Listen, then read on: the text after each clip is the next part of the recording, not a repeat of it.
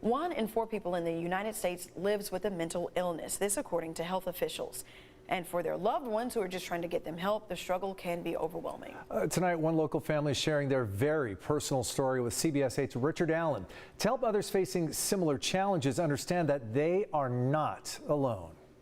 Here, that's a kindergarten shot there, and you can see the happiness and the future all ahead of them. A future that El Cajon residents Bruce and Melinda Wallets could have never predicted for their son Marshall. But then you can see it in the school pictures a little bit. Right here. Yeah, that's where it starts. Academically and musically gifted, Marshall had been a happy-go-lucky young boy. Well-liked, mischievous. He was a really funny little guy. But beginning in early adolescence, Marshall began to change. Quiet, didn't engage. It was like somebody turned a light switch off. Increasingly remote and secretive, Marshall had begun to experiment with alcohol and drugs until one day his parents found him unconscious in the bathroom. And the door was locked, and that's where we went, something is definitely wrong. Years of therapy and occasional hospitalizations followed, including a year and a half at a facility in Utah. Which I don't think helped at all, because he learned a lot about drugs from all the kids that were in there. Still earning top grades, Marshall graduated and went on to UC Santa Cruz to study chemistry. That's when he was diagnosed bipolar. Although struggling, he managed to earn his degree and went on to work briefly for a biotech firm in North County. But his issues with drugs continued to overpower him. He lost his job because he took too much time off. I don't think we ever saw the real Marshall again.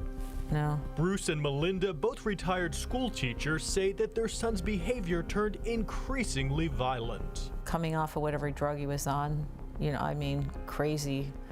And one day we just said, you can't be like this, and we opened the door. And he walked out with the clothes on his back. In the years that followed, they say Marshall survived on the streets in between brief hospitalizations. Eating out of trash cans, panhandling for his meth. He said he could get $5 a day and get enough meth. And at one point ended up behind bars. And then you think, okay, this is going to do it.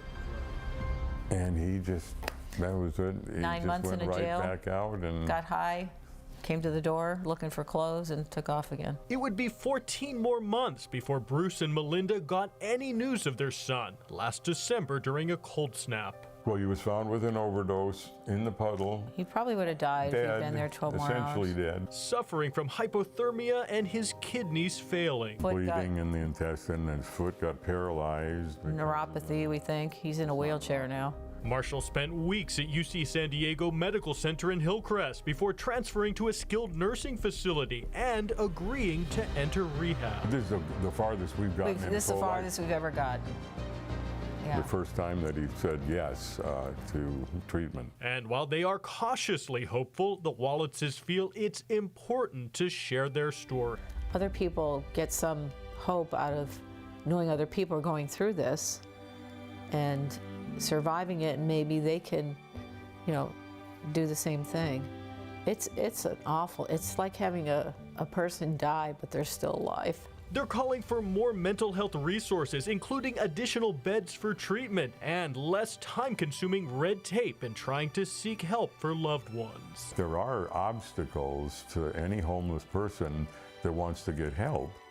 They're also supportive of the state's new Care Court program, which San Diego will be piloting beginning this fall, aiming to provide court-ordered care up to 24 months for those struggling with mental illness and substance abuse issues. Most people they're constantly complaining about the homeless. They understand that over 50% of them are mentally ill. If we can help them by making them take medication, get them resources, they're going to be better off. We all know that. It's not abusing them. And while they say their story is not necessarily unique, we're just a middle-class family that loved their children, and look what happened, So it can happen. Mental illness happens to people. They want others in similar situations to know they're not alone as they pray for a happy ending to Marshall's story as he begins rehab. It may be a new life for him, let's hope. We hope. Richard Allen, thank you for that story. Yeah, and on top of all those challenges, we're facing a dire mental health professional shortage in this state. Absolutely. Important story. Thanks, Richard.